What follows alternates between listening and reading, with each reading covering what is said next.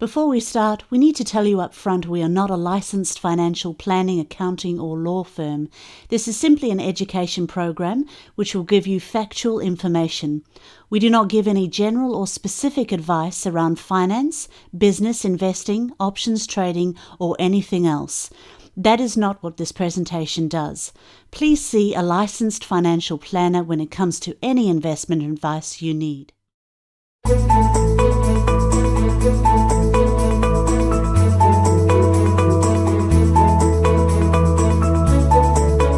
Well, you see, I didn't turn your mic on, mate. You jumped the gun. Okay, again, but I'm not going to blame you. I'm going to blame me because of my natural compulsion to keep the mic off for as long as possible because Mr. Carter's over there. I do it on purpose. We all know we do it on purpose because he says something just completely ridiculous and irrelevant every single show. So I appreciate that, mate.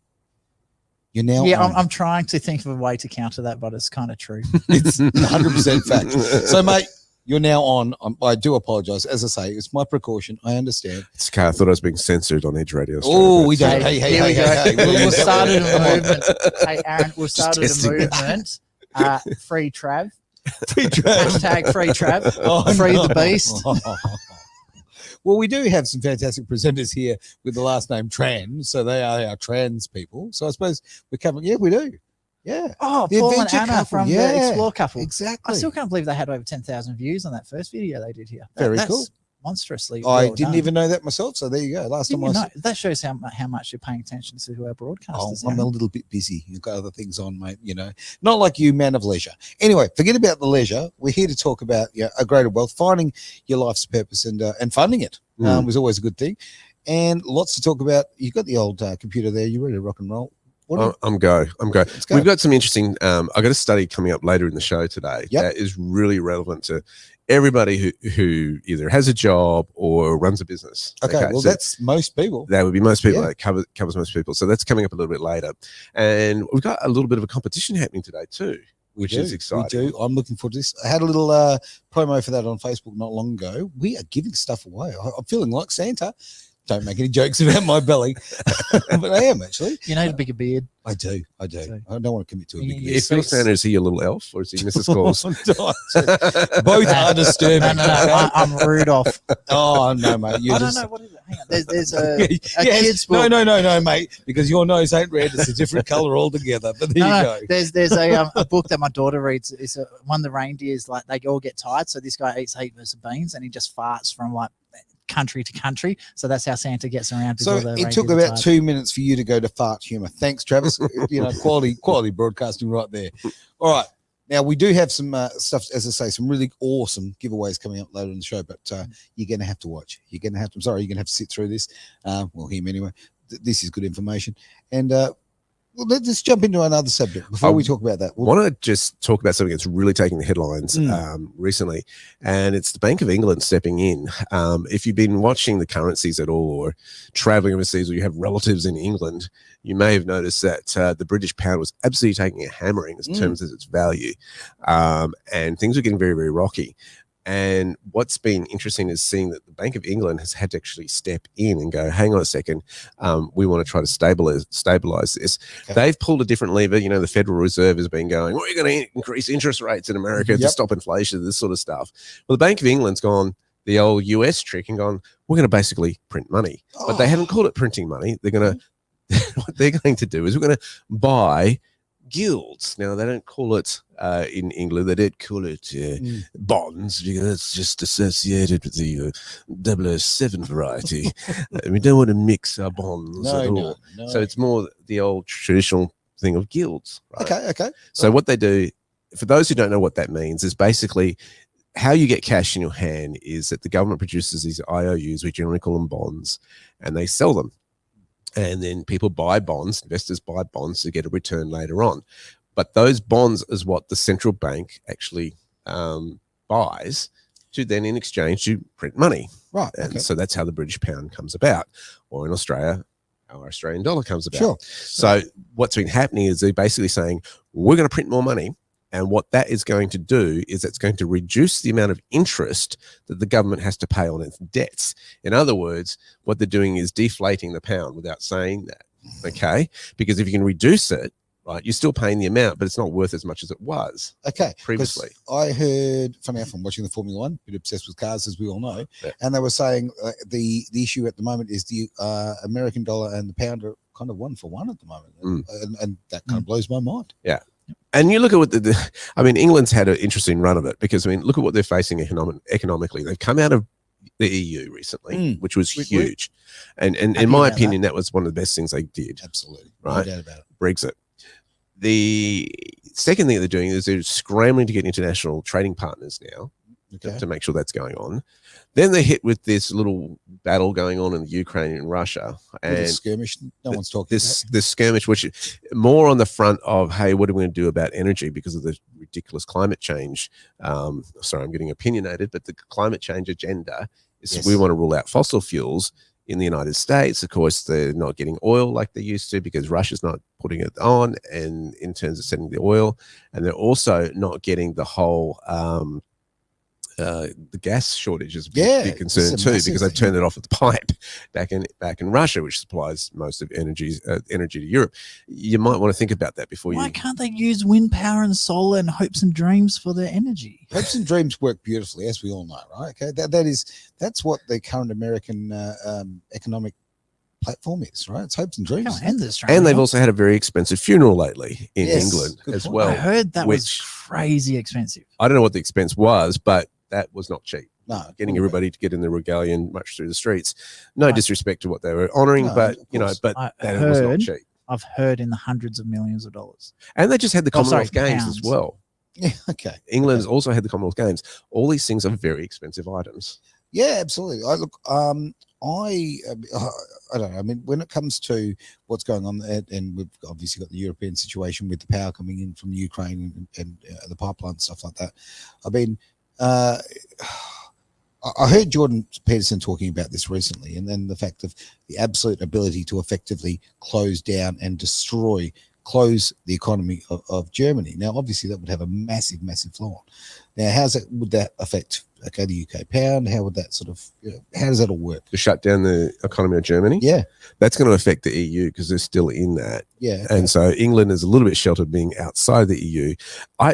It's more of a case of, I was speaking to actually one of my contacts in Liechtenstein the other week. Right. And I said to him, listen, is this really happening or is it just media hype in terms of what's going on? He said, no, it's real. He said, this energy crisis is putting a lot of businesses to the line where they're wondering whether they can keep operating because their electrical bill, their energy bills have just gone through the roof. Crazy. To try to keep the lights on. I've also heard that they're anticipating they're going to have rolling blackouts. So we've just seen what's happened in China as well, what's happened with the rolling blackouts, how much that's affected their economy. And we're going to see the same thing in Europe. But the difference is in China, you don't freeze to death where they're coming into their winter now. Is this going to actually directly result in deaths due to poor management of the economy? I think what will happen is that if there isn't government intervention in this, that people will rise up. I hear they're already chopping a lot of forests in Germany. I heard that. And the irony is the climate changers are trying to save the environment by not putting in the gas and all that. And all right, fine, we've got to hit ourselves. Cut down all the trees. We'll go cut down all the forests. It's just catch-22. People have a right and they need to keep warm. It's as simple as that. No, they need to live. That's right. Survive. Well, I don't think people understand, like, it's that cold that you will freeze to death in your house over there. It gets to minus 20 degrees, okay? Yeah. We don't know this. I can't even contemplate that. Yeah. That's colder than your freezer. I think that's -5 or something. It's cold. Oh, wow. That's a good way of thinking about it. Exactly. So you couldn't survive living in your freezer, let's face it, right? So they've got to keep themselves warm and keeping those energy prices. People talk about economies and they talk about politics and everybody, and it doesn't affect my everyday life.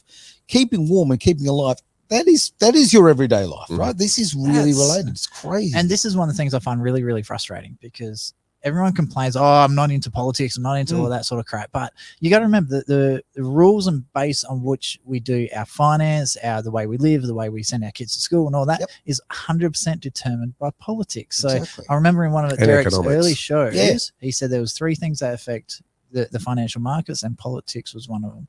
So you've got to start taking attention to it. And even in Italy, they just had an election over there as well. So and what a absolutely amazing win. I don't know her name, but the new it's Prime Minister over there, isn't it?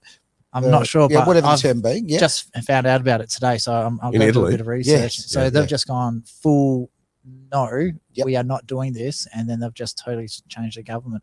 Love it. Absolutely. Love Seeing what comes from that is going to be very, very interesting. And so that might be for next week. Isn't it interesting seeing that the mainstream media who are trashing the hell out of the current leader of Italy, they have gone after her because she's talking common sense and not talking this ridiculous narrative. They're afraid that this narrative will spread.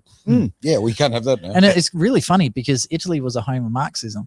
Yeah, good point. And so, like, where's Mussolini when you need him, right? so this gives me great confidence moving forward that there's going to be some level-headed, like, trying to pull us out of this, because to be honest with you, I think especially in Europe at the moment, with King Charles taking over with all his connections to all the global warming faction, like, I cannot see any common sense policies coming out of England in the short term. I'm generally concerned that this is going to blow up. Look, I want to pull you up on that. You said global warming, and that's that. Sorry, no. I used the wrong buzzword. The climate change. No, that's my point. My point is, okay, now global warming is what they called it for a very long time. Okay, and we had acid rain in the 80s, and we had the great Ice Age was something in the 70s. The Great Winter, I think it was a Great Winter we were going to have in the 70s. Also, Ice Age, whatever it was. It's just another bloody rebrand. It's a buzzword. This is a rebrand to make money. This is not. I'm not saying I'm a guy who cares about the environment, whatever, and you want to do that. But at the end of the day, we need to keep people alive. I think what has been the problem with the climate change debate is, how much carbon is actually out there, right? I'm carbon, you're carbon. How but much? Okay. But how much of it is actually hitting the planet, according to their things? How much has the planet actually raised? I heard a report recently that a leaked document from the United Nations revealed that the planet hasn't changed its temperature in the last 15 years, right? So, you're going to say, well, we're going to reduce carbon.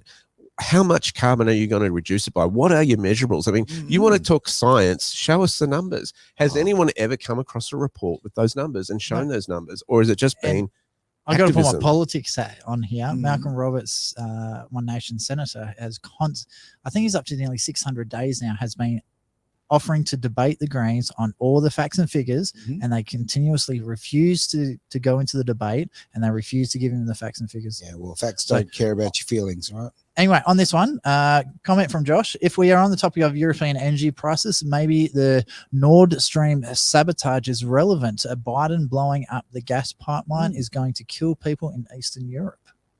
Damn good point, quite frankly. Who said that? That's Josh. Josh, so mate, that's on the point. good old Very stalk good point. book. Yep. By the way, that's on my Facebook. Not yours. I think what we're going to see is a lot of revealings in the next few months, weeks, in fact, of what's actually going on. I'm really expectant, really excited, because the truth is coming out. You cannot keep it down for so long.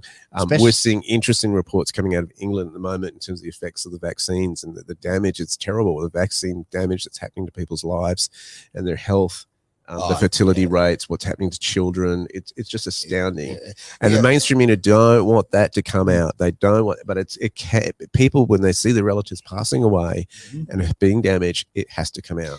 When the injections were rushed to market, okay, you know what? The drug that stuck in my mind, thalidomide. Okay, that great drug that was there to help women with morning sickness and so forth in 60s and 70s, and the absolutely terrible things that did, because it was rushed to market.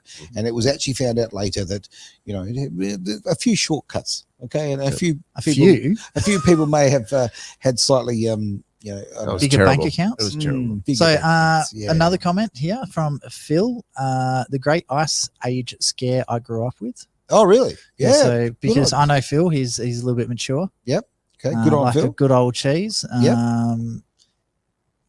Yeah, he's older than both of you guys.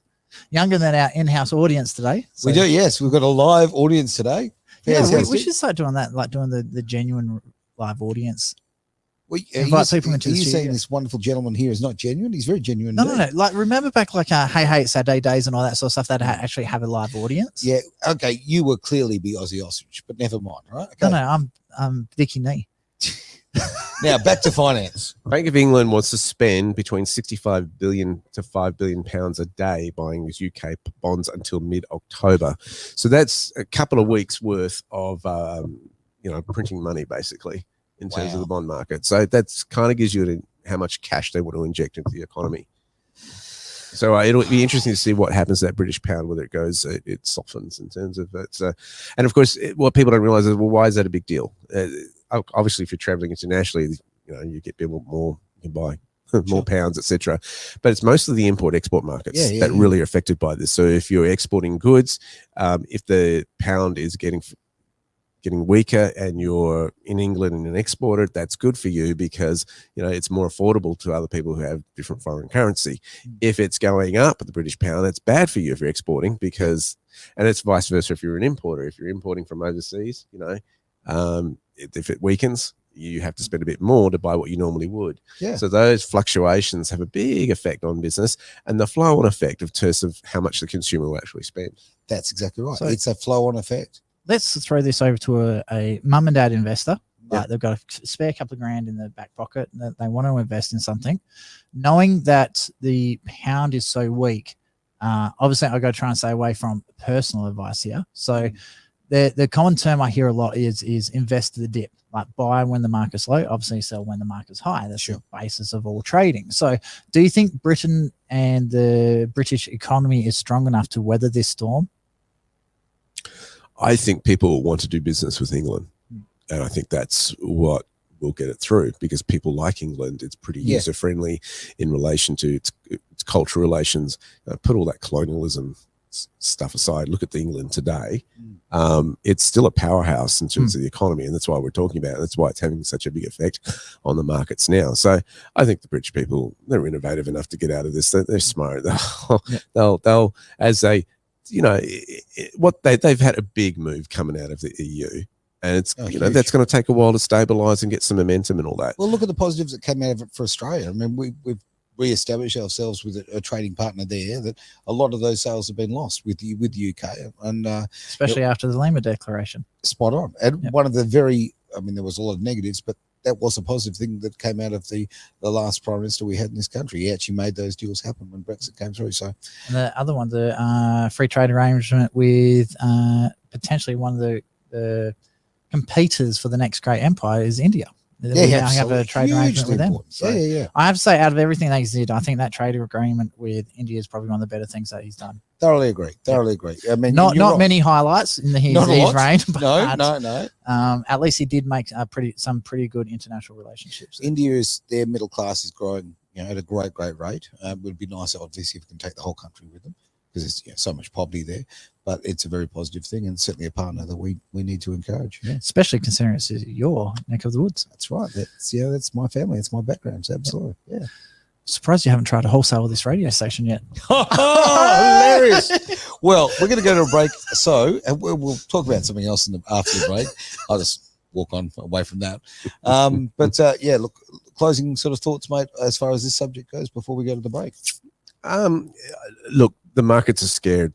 And anything that like this, where a central bank rises up and does something like that, spooks them. So just keep it in the framework of what it is and why it's making such big headlines. A lot of people, a lot of investors are very nervous in terms of how fragile the markets are right now. The other thing I find very interesting about this one, wasn't it a couple of weeks the Vatican called in all their loans as well? So it's kind of interesting. The Vatican says do this and all of a sudden we get countries doing something else. Interesting. Very similar. There's a lot going on. So for the ones playing online, it is actually across the screen. So it is from Phil. Derek, what do you think of Liz Truss tax cuts? Must be doing stuff right if BBC are going after her. What's happened is basically, that got the it raises a good part of the narrative there on that issue, what the central banks are doing. So they were concerned that the tax cuts weren't going to, that was affecting the British pound in terms of destabilizing it. What you've got to understand is that when the central banks issue currency, the government goes, we want more currency, so issue bonds, right, or IOUs, basically. The central banks then go print that money. Here you go. And basically the population, the tax-paying population is guarantors for getting paid, right? So your ability to pay your taxes is what they're banking on. So the central banks go, right, well, we know we can get paid. Yeah. So that's how it kind of works. So if the government comes out and says, hey, we're going to give tax cuts. They get a bit nervous, right? Like, okay, how are you going to pay this back now? And this is what was bringing in a little bit of a bumpiness in terms of the British pound as well. So when the government says, and they need to do that to stimulate their economy, right? At this time, they want to give tax cuts so that there's more money in circulation. Sure. That consumers are buying and spending, etc., to stimulate the economy and get it through this period. Sorry. I have to say, it's a really interesting contrast to the way the British are printing money versus how the US are printing money. So the US is just going out printing, whatever, don't care. Where the British goes, you know what, let's do a tax cut to devalue the currency to be able to create effectively more money in the market. Well, the Americans tried that as well. What they do is when they're reducing what the dollar or the pound can buy, they still have the same amount of debt, right? So it doesn't take as much wealth to pay that down as quick. They can pay it down quicker. Okay. And that's what they're doing in a sense is paying it back by devaluing the currency. Yeah. It's a clever little economic play that they do when they play that card. Right. Yeah. Okay. But it's interesting the difference in the thought patterns between America and Britain. Americans have already printed so much during COVID. They were ahead of the game. They were just print. Yeah. The amount of memes of the Treasury doing going, whereas Britain was more, how do we get out of this EU and take control of our own currency again? Which they needed to do. Let's face it. Yeah, absolutely. So it was played a little bit differently there. Okay, interesting. Now, thanks for the questions. Keep them coming on in. So, okay, let's delve back in. We had some others. There was a big news story that came out with the whole Optus thing this week with Australia. The people's private information being leaked through an IT hacker. You wanted to dive into that a little bit more in terms of the economic side of that. I did, because obviously Optus is I think they're number 2 for the telcos in Australia. Yep. Like they're the second largest behind Telstra. Their share prices were worth quite substantial amounts of money. You'd think with the company, Slater and Gordon have already said they're looking at doing a class action for the potentially tens of million people who have had their private information stolen and sold on. So my thought was, because a family member of mine works at BHP, when they had the class action, they had to pay out like billions of dollars in fines and charges and all that sort of stuff. Their share prices took a massive hit. So I thought it'd be a great time to actually explain to people now, like when a company screws up massively like Optus has, and in one of the reports to someone, or maybe they didn't, just something happened to them. I mean, that's where the problem is, because it's actually reported the hack wasn't that sophisticated. They left themselves open. They didn't take the correct measures, and this is what's reported. I don't know if it's true or not. So just to be clear, I'm not reporting new things. The hack was very easy, that a script monkey. So someone who just goes control V, control paste, and let's just brute force and something and see if we get in. That's what they've tried to do. And they've actually got in, and that's how they stole all the information. So what's happened is apparently Optus, very clear here, didn't take sufficient steps to make sure that people's information was correctly protected. Yep. And that's why Slater Gordon have jumped on board, because they're also the company that's doing the class action against AMP, and they've done a few others. So when BHP got nailed, their share prices took a hit, like quite a substantial hit. Sure. So I want to talk to Derek, how dangerous for companies are class actions? What can actually cause a company to fall and be destroyed by a class action? Can a company actually be forced to go bankrupt from something like what's about to happen to Optus? It really depends on how big the company is, really. And I think that's what you've got to look at. I mean, there are, for any small businesses, there's always a part of this kind of insurance that's available to protect their data, to ensure that they are protecting the privacy of their clients, et cetera, within a business. And it always depends. It's different for every business. You know, some businesses don't need to collect that. Certainly your restaurant around the corner is not going to be collecting all its clients' databases information. However, it may handle credit card information.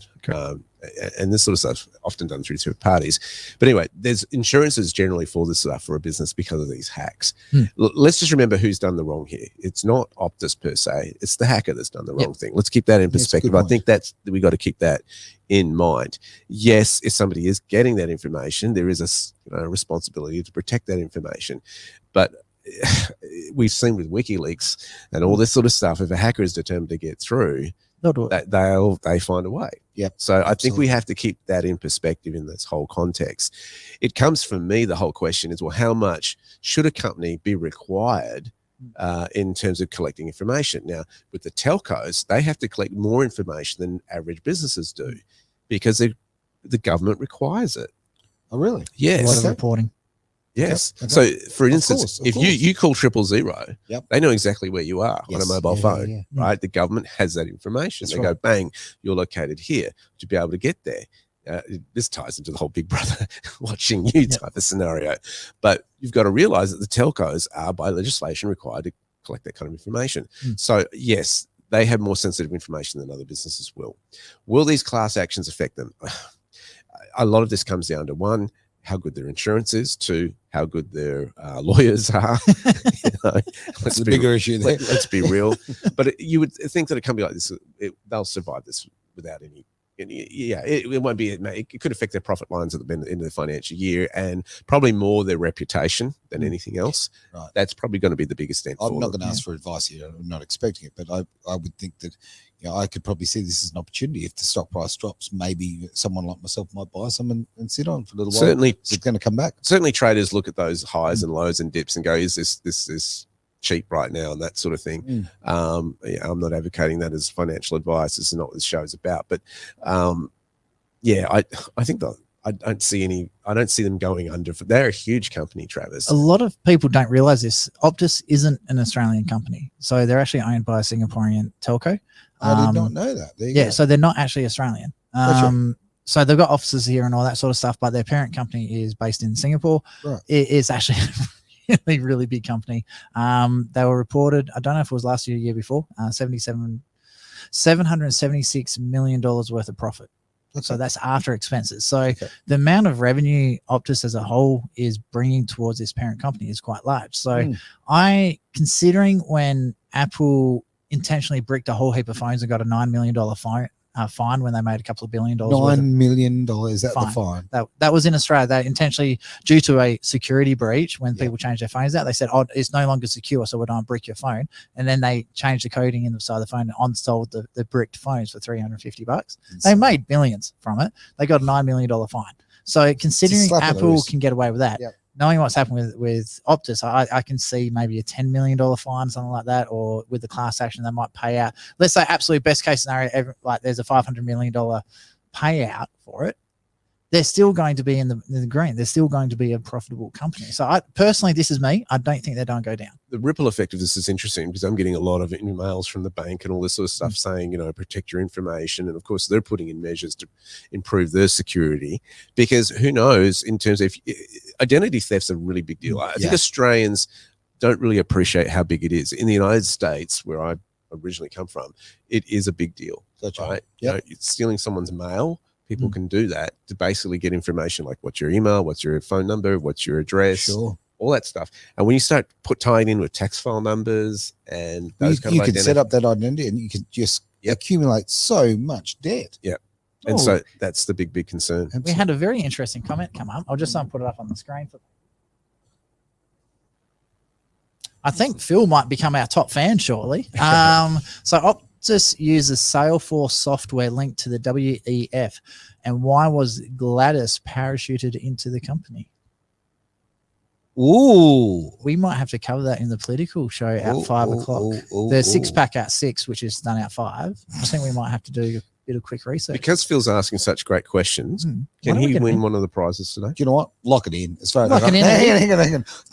I don't want it to sound like it's fixed, because it's certainly not. But look, okay, you know what? I don't know who Philip is. I've never met Philip. Right now, we're giving away now 11 as far as I'm concerned. Yeah, one for Phil, definitely, because those questions are fantastic, mate. Really, really good stuff, and we appreciate them. So, yeah, look, let's leave it for you, Travis, to get in touch with him. Yep. Yeah.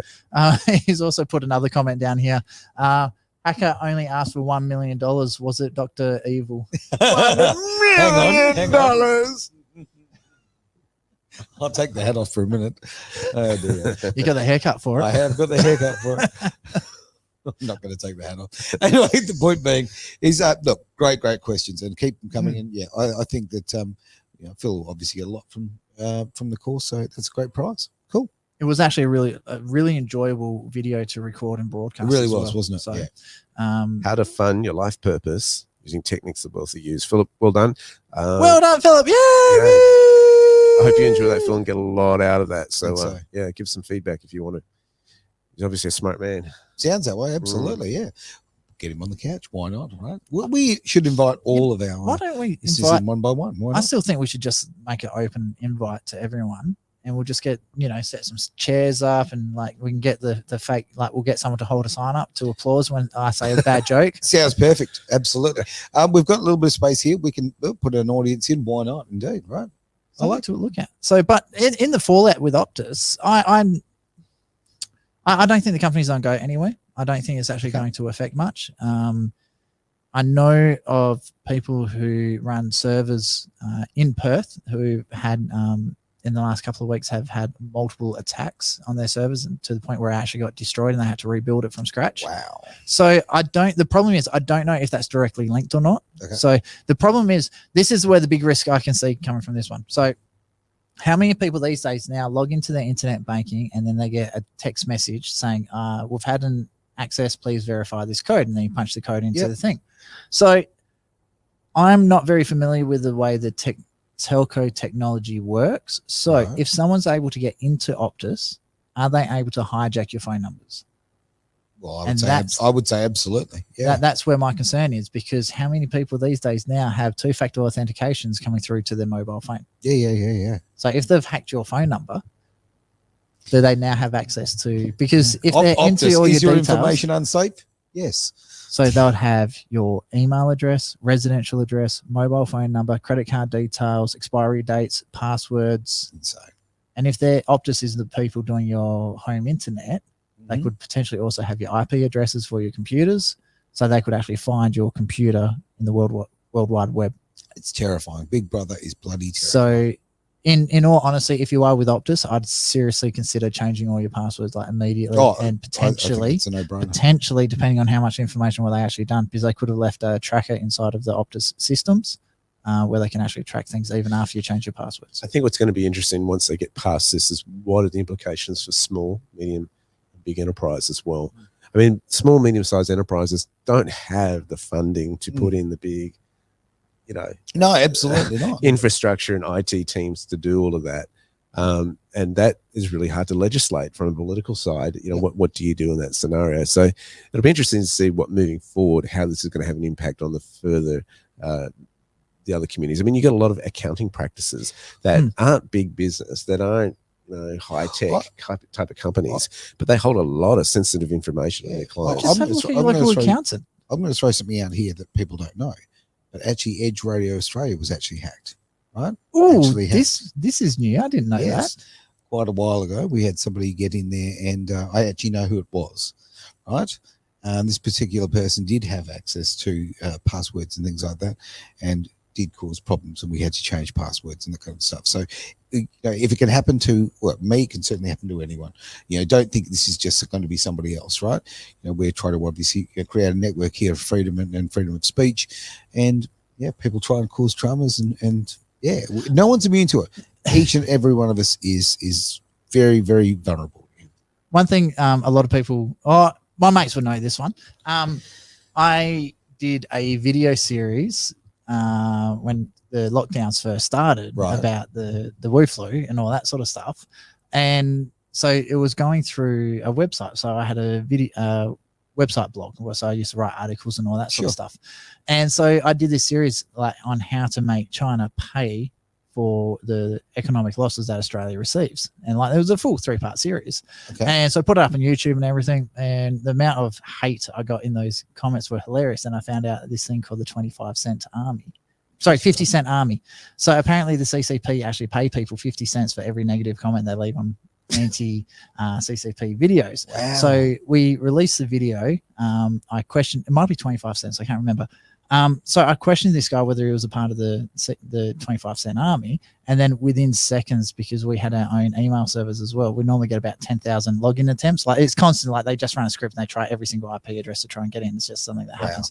It went from 10,000 login attempts to over 100,000 login attempts in an hour. Wow. So a lot of this also, because they assume that it's a private hacker, there's nothing to say that this isn't a major organization like another country, because China got caught trying to get into the power network in the northern parts of Australia. That was 2 years ago, I think. Wow. there's multiple attacks that originate from China coming into Australia. The other country that does a lot as well is Russia. Now, all of this talk about privacy and hacking and this and that comes back to something we were talking about a week or two ago, and that's keeping your money in a couple of different organizations, not sticking with one bank, literally, having different accounts in different organizations. I think that's a really smart play personally. Yep. Yeah, that's something I'd recommend for everyone to do. And having that flexibility that if something does go wrong, being able to switch from, say, for example, Optus to Telstra or Optus to Vodafone. Yeah. The other thing you got to be careful of is, let's say you go from Optus to Boost. Well, isn't Boost Optus? I don't really know. So there's a whole heap of these small phone companies that are just piggybacking off Telstra. I think they use the same systems. network. I don't believe they're the same organization. But did the hack have access to the network as well? So is it just Optus clients that got hacked, or was it also the minor companies as well? This may also play into some positive outcomes too. It may put into question, well, how much information do companies really need to collect? And when government legislates that this X amount of information should be done, is that making their citizens vulnerable to hackers like this and foreign influences? Because the role of government is to protect the people from other countries. So could it go that far? I think we've got to ask that. Sorry, Phil's sending more messages. Phil's busy. Now, what we're going to do, we're going to have a little break, boys, okay? Quick bit of music, and we'll be back really, really soon with Edge Radio Australia. Silence. Last year, we were hearing a lot in the United States about the Great Resignation. Do you remember hearing? I heard stories. So for those who don't know what the Great Resignation was, there was a lot of people reconsidering what they want to do with their lives. And in lockdown, they were kind of going, not sure that I want to keep working where I've been working with all the stress, and why am I doing what I'm doing? So they had a mass resignation, many people quitting their jobs and looking for better things that they wanted to were more fulfilling for them in life. Almost like they were looking for their greater purpose, mate. Exactly. Australia has been a little delayed on the uptake of that. Yeah. The Paladin Group, I think it was a Paladin Group, did a study that found out 80% of people hated their job. No. What You're group getting was that? confused with the Australian Institute of Management in 2016 discovered that. Yes. Paladin Group did what is the cost of unemployment to the community? Yep. Oh, okay. That hasn't been published yet, I don't think. Okay. Because I know there's a lot of people, because they're locked down, there's only so many computer games and Netflix you can watch during like 2 years. Yeah. So a lot of people are like, you know what do I enjoy? What can I do? And they found out, because they couldn't work, that Australia is such a generous country when it comes to welfare payments and preventing people from going homeless. Sure. That they realize, you know what? If I get rid of all my subscriptions, I stop buying smashed avocado on toast for $25 for breakfast and $27 lattes and all this sort of crap that a lot of people buy these days. Once they realize you cut all that shit out, and let's call it what it is, shit. Right. You don't need it. Once you get all of that out of your life, you don't actually need a lot of money to survive. No. And so a lot of people going, you know what? I'll use the government's money to pay for me to build my company or build my business, build my dream. And once it starts getting money in, I stop getting the welfare payments, and then I can go from there. But let's be honest, if you want to start a new business in Australia, there's not a lot of risk. I don't agree with that. I think there's an awful lot of risk, but okay. As long as you control your expenses, there's nothing to stop you from starting a business in Australia. Well, it depends on how you define risk. Australia is one of the most litigious nations in the world. Obviously, if you do the wrong thing, you get sued by someone. Sure. Like if you're just starting, let's say you want to hawk stuff on eBay. Like you buy it off Amazon, you sell it on eBay, you make a bit of a profit in the middle. Sure. What's to stop you from doing that? Oh, look, not a lot, quite frankly. Quit your job, jump onto the welfare payments and start doing it. And once you start getting enough income coming through. I know. I mean, look, personally, I'd rather, use this platform to encourage people to better themselves, right? So, okay, to use the tools that we're talking about, get educated. Yep. And because I'm not all about money, right? Okay, I think we've covered that. Okay, I've got some purpose that I want to I want to achieve and things I want to build, right? But it costs money to do these things. You can't do it without money, and certainly if you were just sitting on the old dole, you couldn't achieve that. So I would rather spend my efforts encouraging people to go, start a small business and get busy. But the point I'm making, especially in Australia, losing your job isn't the end of the world. No, okay, good. It's point a on lot that, of for people. sure. It's a kick up the arse that they need to actually take that leap of faith to actually start the business they've always wanted to do. And the biggest problem I find in Australia is not so much that there's not the support there for it, the education on what to look out for, how to do it, how to structure yourself properly is sure. severely lacking, especially through our education system. Mhm. So having courses like we did on the weekend, the Living Your Life Purposes, using the techniques that the rich and famous use. How to, well, not made How to necessarily fund it. famous, but Yeah. the wealthy. I hear How- stories. I do, Derek. I really do. So that's why courses like what Derek's been doing, especially Blue Sky Factory, have been so crucial. Brilliant. Because I can tell you now, the whole time I was at school, not once did they tell me about proper accounting. Not once did I get taught about the different tax systems that we have in Australia.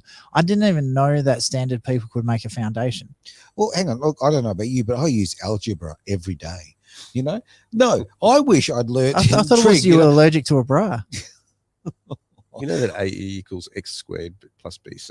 Of course it does. Yeah, absolutely. Yeah. And that changed my life. I would have rather have learned how to do my taxes, how to set up a company, you know, and actually, you know, how to effectively, you know, How to do a BAS statement. a BAS statement. How would to have make a handy. buck. Yeah. Like Instead, we were, you know, adding, you know, letters together and other putting little absolutely numbers useless above things. them and making it change its shape. Crazy, absolutely crazy. So- So, all right. Well, And who's ever used the cosine signal? Speaking of numbers, this is what gets me. you know, Allianz Australia has just released a report and says that in the next 6 to 12 months, it's estimated 2 million Australians will quit their jobs, resign. whoa, 2 million. Yeah. Okay, so of the workforce, we're going to, I don't know how big the workforce. So we've got what, 27 million we've established. Not all of them are working. Exactly right. In Yeah. So WA, to cutting give that you an back, idea, yeah. the legal voters, there was only about 1.7 million. Right. Okay. But if we take the population who could actually work and that sort of thing, Yep. that is a massive percentage. a huge Massive amount. percentage. It's a huge Absolutely amount. huge. And it's really going to be interesting for workplaces because it Yeah. costs, I quoted the number the other day in the presentation. I forget the exact figure, but it's somewhere in the vicinity. If you're one of the 10 who get into the competition, I don't have the exact number, 11 now. but it's somewhere between $16,000 to $18,000 to Yeah. re-employ someone for a Yeah, business. crazy.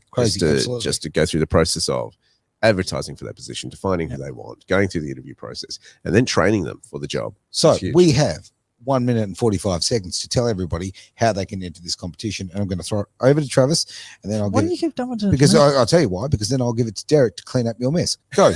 Okay.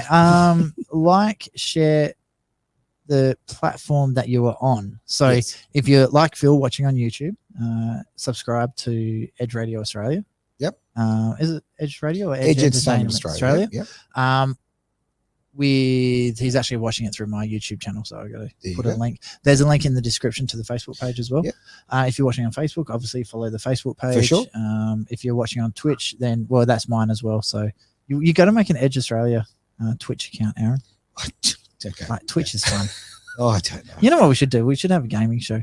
Anyway, so subscribe and also make sure you chuck a comment down saying how handsome Aaron is. And the best comment will also win. Oh, I made that up on the spot, by the Yeah, way. why not throw that in as well? And again, Derek, can you just clean up what he just said? So the first 10 people to do that will also go and get an exposure to this course, which we were charging $47 for, on how to fund your life purpose and fund it using techniques the wealthy use. So Yes. it's an in-depth study on what they're doing differently that the rest of the population aren't, and there's little nuggets in there that I think can really just kind of shift the way you think in terms of how you perceive things and go, oh, okay, is that how that's done? Oh, okay. When it's presented and it's put in front of you in a way that's it's clear, it's concise, and it relates to your life, it just And the best thing I life-changing. found about this show is I've done a couple of these courses myself, and a lot of the time they use a lot of jargon. There wasn't much jargon in it. It was well, here's some very, jargon. End of the show. simple. Thanks, guys. Catch you later. We hope you've had fun.